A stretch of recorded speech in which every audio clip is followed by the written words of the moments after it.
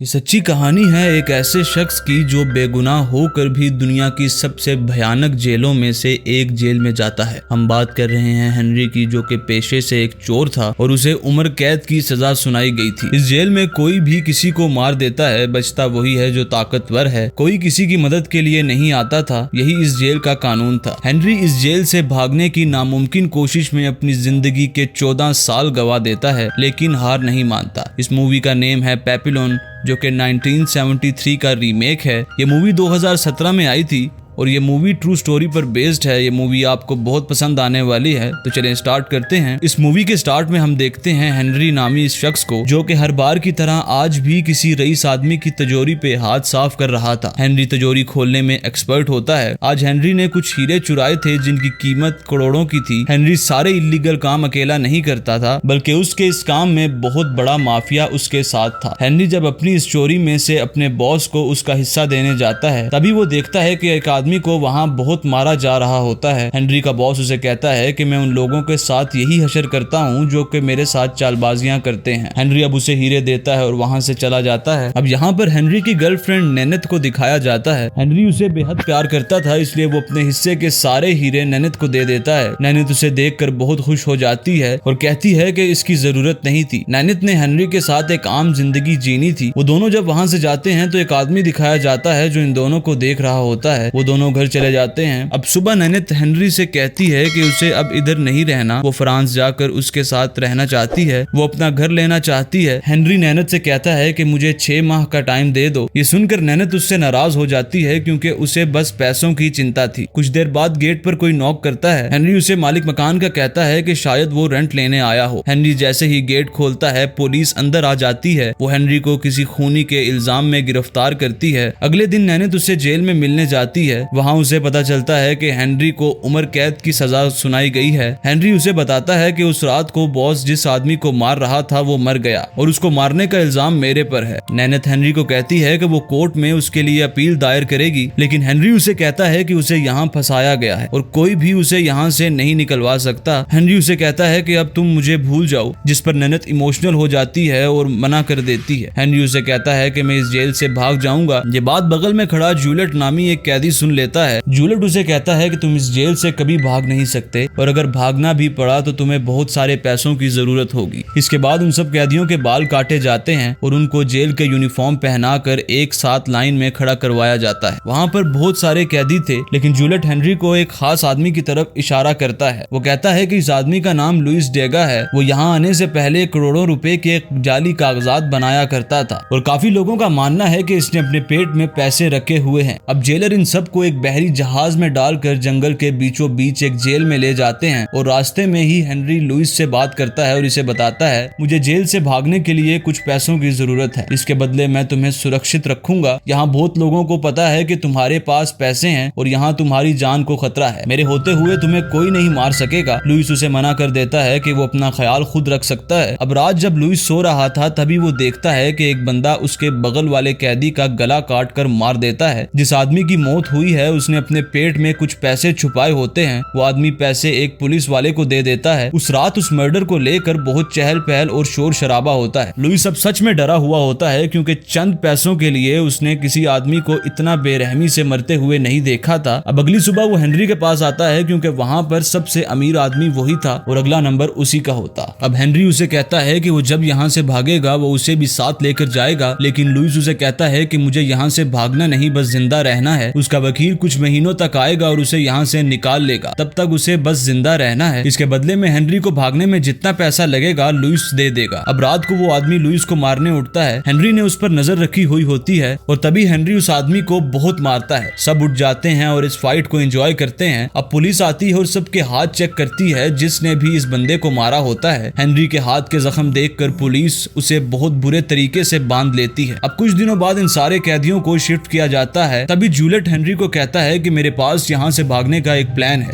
Juliet अपने पैर को जानबूझकर एक ब्लेड से काट लेता है। अब सारे शिप से उतर रहे होते हैं, तभी जूलियट गिरने का बहाना करता है और पुलिस उसे स्ट्रेचर पे डालकर ले जाती है। वो ये सोच रहा होता है कि वो हॉस्पिटल से भाग जाएगा। अब पुलिस सबको एक आइलैंड पर ले जाती है। यहाँ से भागना उनके लिए नामुमकिन हो गया था। अब वहाँ वार्डन आता है और सबको बताता है कि मैं जानता हूँ कि तुम इस वक्त भागने के बारे में सोच रहे होगे और मुझे इससे कोई एतराज नहीं। तुम लोग जब चाहो जितनी बार चाहो ये कोशिश कर सकते हो और अगर तुम में से कोई भागते हुए पकड़ा गया तो हमें गोली मारते हुए खुशी होगी, लेकिन इस बात का ध्यान रखना। अब वार्डन उन्हें बताता है कि तुम में से अगर यहाँ से कोई भी भाग गया तो जंगल में जाएगा जहाँ पर भूख और प्यास से तुम मर जाओगे और अगर किसी तरह बच गए तो जंगली जानवर तुम्हें अपनी खुराक बना लेंगे और अगर जंगलों को पार कर भी लिया तो तुम्हारा दूसरा दुश्मन समंदर है जहाँ पर भूखे शार्क्स तुम्हारा इंतजार कर रहे हैं। तो सिर्फ यही एक जगह है जहाँ तुम ज्यादा दिनों तक जिंदा रह सकते हो। वार्डन कहता है कि अगर तुम में से किसी ने एक बार भागने की कोशिश की तो तुम्हें 2 साल एक काल कोठरी में रखा जाएगा और 2 बार भागने की कोशिश की तो तुम्हें 5 साल यहाँ रखा जाएगा और अगर भागने के दौरान किसी की भी मौत हो जाती है तो तुम्हें मार दिया जाएगा सबके सामने। हेनरी जब सेल के अंदर आता है तो वो समझ जाता है कि लुइस जैसा बंदा यहाँ हफ्ता भर नहीं टिक पाएगा। अब इन्हें एक बंदा मिलता है जो सबको काम बांट रहा होता है। अब हेनरी उसे कुछ पैसे देता है और उससे कोई आसान काम लेता है, लेकिन बाहर एक पुलिसमैन लुइस को पहचान जाता है क्योंकि लुइस ने इसके जीजा के इल्लीगल डॉक्यूमेंट्स बनाए थे जिसकी वजह से वो अभी तक कोर्ट के चक्कर लगा रहा है। अब वो ऑफिसर इन्हें रूट 0 पर भेज देता है जहाँ माइनिंग का काम चल रहा होता है। यहाँ सबसे मुश्किल काम होता है। यहाँ कौन कब मर जाए इसका अंदाजा लगाना भी मुश्किल है। लुइस जब काम कर रहा होता है तो उसका पेट खराब हो जाता है। पैसे उसने अपने पेट में छुपाए थे जो कि नीचे गिर जाते हैं। लुइस जब जाकर हेनरी को ये सब बताता है तो हेनरी उसी वक्त उन पैसों को ढूंढने लगता है क्योंकि उसके वहाँ से निकलने का एक ही जरिया था, वो पैसे। हेनरी को पैसे मिल जाते हैं लेकिन कुछ कैदी नोट कर लेते हैं को कहता है। अब हेनरी वहाँ पर एक आदमी को देखता है जिसका अक्सर शहर में आना जाना रहता है। हेनरी उस आदमी को जेल से भागने में मदद करने को कहता है। वो आदमी उससे $5000 का कहता है जिस पर हेनरी मान जाता है। एक दिन सिक्योरिटी अलार्म बजने की आवाज आती है और उन्हें पता चलता है कि एक कैदी वहाँ से भाग निकला है। अब हेनरी को पता था ये पक्का जूलियट होगा। वो लुइस से कहता है कि मैंने बताया था कि यहाँ से भागना इतना मुश्किल नहीं है। अगले दिन जब सब कैदी नहा रहे होते हैं तो कुछ कैदी लुइस पर हमला करते हैं। वो उससे उसके पैसे लूटने आए थे। अब जेल में काफी कैदियों को पता लग गया है कि लुइस के पास पैसे हैं, लेकिन हेनरी उन सबको मारने लगता है और लुइस को बचाने की कोशिश में उसे भी चोट लग जाती है। लुइस को पता नहीं था कि जेल में इतने बेहिस लोग होते हैं। उसे यकीन हो गया था कि उसकी कोर्ट में अपील से पहले ही ये लोग उसे मार देंगे, इसलिए वो हेनरी को कहता है कि वो अब यहाँ नहीं रुक सकता, उसे उसके साथ इस जेल से भागना है। अब एक दिन सुबह वार्डन सब कैदियों को एक साथ इकट्ठा खड़ा करता है और बताता है कि इस जेल के कुछ नियम हैं, लेकिन तुम में से किसी एक कैदी ने ये नियम तोड़ने की कोशिश की है। इस कैदी ने भागने की कोशिश में 2 गार्ड्स पर हमला किया था जिसमें से एक की मौत हो गई थी। कैदी को जब सामने लाया जाता है तो वो और कोई नहीं जूलियट होता है। जेलर सबके सामने जूलियट का सर उसके शरीर से अलग कर देता है। अब लुइस जिसने कल रात को जेल से भागने की हिम्मत बनाई थी, ये सब देखकर वो डर जाता है और उसकी हिम्मत जवाब दे जाती है। जेलर हेनरी को जूलियट की लाश को जंगल में जाकर दफनाने का हुक्म देता है, जिसके बाद हेनरी और लुइस कुछ गार्ड्स की निगरानी में बॉडी को उठाकर जंगल में लाते हैं। लुइस इतना सारा खून देखकर चक्कर खाकर गिर जाता है और दोबारा उठ नहीं पाता और एक गार्ड उसे फौरन उठने का कहता है। लुइस का पूरा शरीर सुन्न हो जाता है। अब जेलर को लगता है कि वो उनकी ऑर्डर्स को नजरअंदाज कर रहा था। वो गार्ड उसे चेबक से पीटने लगता है। हेनरी से ये देखा नहीं जाता। वो एक पत्थर से ऑफिसर पर हमला करके वहाँ से भाग जाता है। वो गार्ड्स हेनरी का पीछा कर रहे थे, वो उस पर गोलियां चलाते हैं। हेनरी पानी में छलांग लगा देता है और पानी के साथ बहता हुआ काफी दूर चला जाता है। वो उस फार्मर के पास जाता है जो उसका इंतजार कर रहा था। ये वही फार्मर होता है जिसने हेनरी की मदद के लिए उससे $50,000 का वादा किया था। फार्मर उससे पूछता है कि उसके पैसे कहाँ हैं। हेनरी उसे बताता है कि उसके पास पैसे नहीं हैं। अगर वो उसे किसी तरह पेरिस पहुंचा दे तो वो उसे ऊपर से लेकर नीचे तक पैसों में नहला देगा। हम देखते हैं कि वो फार्मर पुलिस वालों के साथ मिला हुआ था। अब वो आदमी बताता है कि हेनरी को अगर तुम्हारे पास पैसे होते भी तो मैं तुम्हें यहाँ से नहीं लेकर जाता। जेलर मुझे दुगने पैसे देते हैं तुम जैसों को पकड़ने के लिए। जब हेनरी को वार्डन के सामने ले जाया जाता है तो वार्डन उसे कहता है कि तुम्हारी किस्मत बहुत अच्छी है कि जिस ऑफिसर पर तुमने हमला किया था उसकी मौत नहीं हुई। अगर वो मर जाता तो तुम्हें इस वक्त तक मार दिया जाता। वो उसे नियम तोड़ने के लिए 2 साल काल कोठरी में रहने की सजा सुना देता है। अब वार्डन उसे बताता है कि इस सॉलिडिटरी में बड़े बड़े अकरू लोग भी टूट जाते हैं। काल कोठरी के अंदर किसी को भी बोलने या शोर मचाने की आजादी नहीं मिलती। कुछ महीने गुजरने के बाद हेनरी की हालत बिगड़ती जा रही थी। उसको आवाजें सुनाई देती हैं और कभी वो जेल में भागना शुरू हो जाता है। उसे खाने के नाम पर सिर्फ सब्जी वाला उबला पानी दिया जाता था जिसकी वजह से उसका शरीर कमजोर हो चुका था। एक एक दिन उसे वही ऑफिसर मिलने आता है जिसको मारकर हेनरी ने भागने की कोशिश की थी। वो ऑफिसर हेनरी पर बहुत गुस्सा था, इसलिए हेनरी को बहुत मारता है। अब एक दिन एक कैदी उसकी तरफ बाल्टी घसीटता है। जब वो उसके अंदर देखता है तो उसमें नारियल होता है, साथ में एक चिट्ठी होती है जिससे पता चलता है कि ये नारियल लुइस ने भेजा था। ये बात वार्डन को पता चलती है कि तुम तक रोज कौन नारियल पहुंचाता था, लेकिन हेनरी लुइस को बचाने के लिए कुछ नहीं बोलता, जिस पर वार्डन उसका खाना आधा कर देता है। कुछ महीनों बाद वो जेलर फिर से हेनरी से मिलने आता है और वो उससे इस आदमी का दोबारा पूछता है, लेकिन फिर भी हेनरी उसे कुछ बताने को राजी नहीं था। जिसके बाद जेलर उसके रूम की सूरज की रोशनी हमेशा के लिए बंद करवा देता है। एक तो अकेलापन और ऊपर से समय का पता ना चलना। हेनरी अंदर ही अंदर खत्म होता जा रहा था। उसे उसकी जिंदगी के आखिरी पल याद आने लगते हैं, जब वो नैनत के साथ था और जब वो तिजोरियां खोला करता था। अब हेनरी की मानसिक हालत बहुत खराब हो चुकी थी, इसलिए वार्डन हेनरी को हॉस्पिटलाइज करता है। जब सारे गार्ड्स बाहर निकलते हैं तो हम देखते हैं कि उसका शरीर काम करना छोड़ देता है। लुइस डेगा अभी तक जिंदा होता है। पिछले 2 सालों से वो वार्डन के लिए काम करता था। लुइस जब हेनरी से मिलने जाता है तो वो देखता है कि हेनरी बिस्तर पर बेजान पड़ा हुआ था। लुइस उससे माफी मांगता है क्योंकि उसको लगता था कि ये सब उसकी वजह से हुआ है। वो हेनरी से कहता है कि तुमने बिल्कुल सही कहा था, मेरी अपील में कुछ दिक्कतें आ गई थी जिनकी वजह से वो अभी तक यहाँ पे फंसा हुआ है। वो बताता है कि उसकी वाइफ ने भी उसके वकील से शादी कर ली है, अब उसका यहाँ से जाने को दिल नहीं मान रहा। ये सब सुनकर हेनरी उस पे हंसने लगता है क्योंकि अब तक वो उसे पागल समझ रहा था। अब यहाँ मूवी में ट्विस्ट आता है जब हमें पता चलता है कि हेनरी की दिमागी हालत बिल्कुल ठीक थी। वो सिर्फ वार्डन के सामने नाटक कर रहा था। लुइस उसे बताता है कि वो अभी भी यहाँ से भाग सकता है। उन लोगों ने एक आदमी से बात कर ली है जो उनको बोट देगा, लेकिन ये काम हम अकेले नहीं कर सकते, हमें और बंदों को साथ मिलाना होगा। इसके बाद हेनरी लुइस पर जोर जोर से चिल्लाने लगता है ताकि डॉक्टर्स को लगे कि उसे दौरे पड़ते हैं और वो उसे बेहोशी की गोलियां खिलाएं, लेकिन हेनरी उन्हें निगलता नहीं है बल्कि उन्हें इकट्ठा करता था। अब हेनरी रात को देखता है कि एक गार्ड लड़के को सेक्सुअली अब्यूज करता है। अब गार्ड के जाने के बाद हेनरी उस लड़के को अपने प्लान में शामिल होने का कहता है और बताता है कि उसे एक रात इसको बिजी रखना होगा। अब नेक्स्ट डे दिखाया जाता है कि सीलियर भी उनके प्लान में शामिल हो जाता है। ये चारों यहाँ से भागने का प्लान करते हैं। अब सीलर ने बोट का पता लगा लिया होता है, लेकिन उसे फौरन पैसे चाहिए होते हैं। लुइस को उस पर भरोसा नहीं था, लेकिन हेनरी के कहने पर वो उसे पैसे दे देता है। तभी हेनरी लुइस को ये सेडक्टिव गोलियां देता है जो कि उसने इकट्ठी की होती हैं ताकि लुइस वो गार्ड्स की कॉफी में डालकर उन्हें बेहोश कर सके। अब रात को जेल में ऑफिसर्स के लिए फिल्म दिखाने का इंतजाम किया जाता है और यही मौका था यहाँ से भागने का। जैसा कि उन्होंने प्लान किया था, मैच्योरेट गार्ड को ध्यान हटाने के लिए उसे अपने साथ वॉशरूम में ले जाता है। हेनरी अपने बेड से एक रॉड निकालता है और वो सेलर को कहता है कि हम इस गार्ड को सिर्फ बेहोश करना है, क्योंकि अगर ये मर गया और हम पकड़े गए तो जेलर हम दोनों की गर्दन काट देगा। दूसरी तरफ लुइस भी बेहोशी की दवाई ऑफिसर्स की ड्रिंक में मिला देता है और फिर उनके पास जाकर उन्हें ऑफर करता है, जिसे पीने के बाद वो कुछ टाइम के लिए बेहोश हो जाएंगे। यहाँ हेनरी मैच्योरेट को लेने वॉशरूम जाता है और उसे गार्ड को बेहोश कर देता है और जेल के दरवाजे पर लुइस का वेट करते हैं। यहाँ सेलर को वार्डन बुला लेता है और ड्रिंक सर्व करने को कहता है कि तभी वहाँ बारिश शुरू हो जाती है, मतलब कि अब सब वापस अंदर आने वाले हैं। सेलर हेनरी को चलने का कहता है, लेकिन हेनरी वेट करता है और तभी पूरे जेल में लाइट चली जाती है। अब लुइस आता है और बताता है कि हमें दीवार कूदना पड़ेगी, लाइट ना होने की वजह से कुछ नजर नहीं आ रहा। अब सभी एक एक कर कर दीवार कूद जाते हैं, लेकिन जब लुइस की बारी आती है तो लाइट आ जाती है और पकड़े जाने के डर से लुइस एक पार्टनर पर कूद जाता है और खुद को चोट लगा लेता है। सेलर कहता है कि इसे चोट लगी है, हम इसे साथ नहीं ले जा सकते, लेकिन हेनरी उसे अपने कंधे पे उठाकर चल पड़ता है। अब आगे जाकर उन्हें एक आदमी मिलता है जो उन पर बंदूक तान लेता है। हेनरी उसे कहता है कि उसे जो करना है कर ले, अब वो यहाँ से वापस नहीं जाएंगे, लेकिन वो सेलर का ही आदमी था। फिर वो चारों उस बोट पर बैठकर वहाँ से भाग जाते हैं।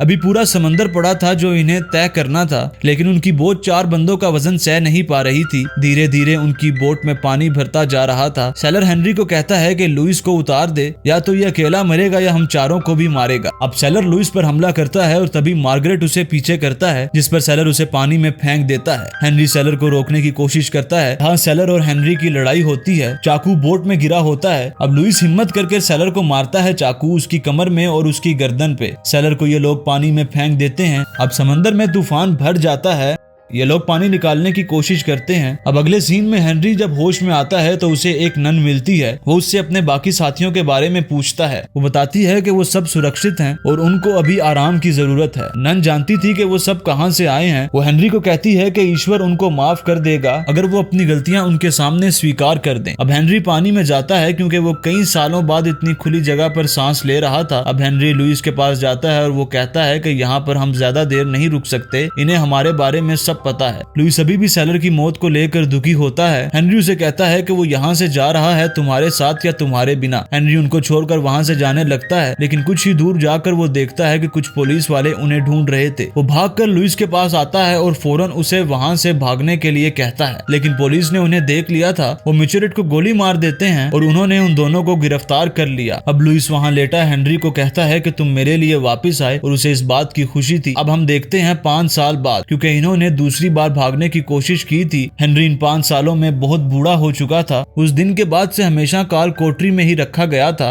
कि वो दोबारा कभी भी भागने की कोशिश न करे। अब वार्डन उसे मिलने आता है और कहता है कि बहुत कम लोग होते हैं जिनके अंदर तुम्हारे जितनी हिम्मत होती है। वो उसे पूछता है कि तुम किसकी तलाश कर रहे हो जिसके लिए तुम्हें अभी भी उम्मीद है कि तुम यहाँ से भाग सकते हो। हेनरी उसे कुछ कहे बगैर आगे बढ़ जाता है। इसके बाद गार्ड्स उसको अपने साथ ले जाते हैं। वो हेनरी को उसकी आखिरी मंजिल पर ले जा रहे थे जिसका नाम था डेविल आइलैंड। इतने सालों में उसे लुइस का कुछ पता नहीं था कि वो कहाँ है, जिंदा भी है या नहीं। डेविल आइलैंड समंदर के बीचों बीच ऐसा आइलैंड था जहाँ से भाग पाना नामुमकिन था, क्योंकि चारों तरफ सिर्फ पानी ही पानी था। इसलिए भी वहाँ कोई जेलर नहीं था जो इन पर नजर रखे। बस वो हर हफ्ते उनको थोड़ा सा राशन देने आते थे। हेनरी जब वहाँ पर पहुँचता है तो देखता है कि आधे से ज्यादा लोग वहाँ पर पागल हो गए थे। तभी वहाँ उसे लुइस मिलता है। वार्डन लुइस पर कुछ ज्यादा ही नाराज था, इसलिए उसने इसे 5 साल पहले ही यहाँ भेज दिया था। अब लुइस खाना बनाता है और उसे आराम करने को कहता है। हम देखते हैं कि लोग वहाँ पर आत्महत्या कर रहे थे क्योंकि उनके लिए मौत उनकी परेशानी का